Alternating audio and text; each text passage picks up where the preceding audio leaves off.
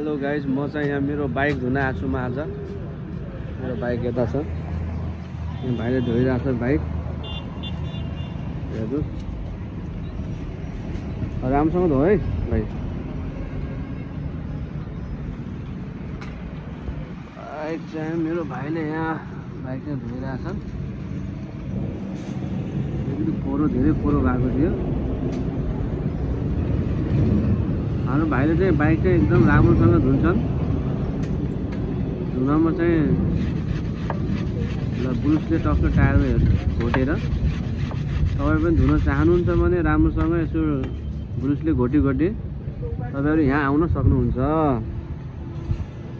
ल हेर्नुहोस्, यता हाइवे छ।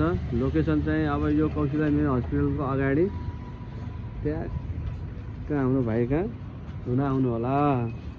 ल हेर्नु सक्नुहुन्छ यहाँ बोर्ड माथि। ल हेर्नुहोस्,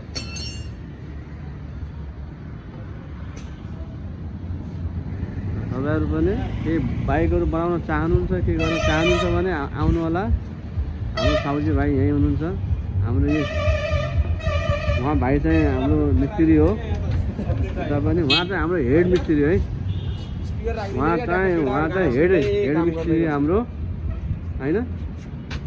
के छ दाजुको हालखबर? ठिक छ? ठिक हुनु पर्यो। अब के खाना चाहे पनि यहाँ होटल पनि छ।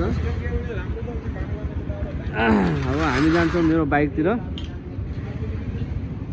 ल बाइकतिर कसैले किन्न चाहन्छ भनेपछि मेरो बाइक बिक्रीमा छ, मैले मिलाएर दिन्छु।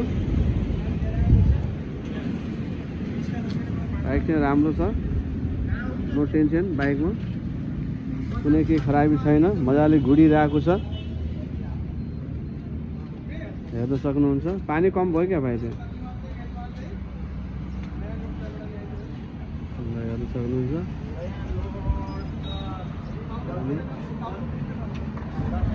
यहाँ चाहिँ बाइक चाहिँ धोएर बनाएर यहाँ भाइले राख्नु भएको छ।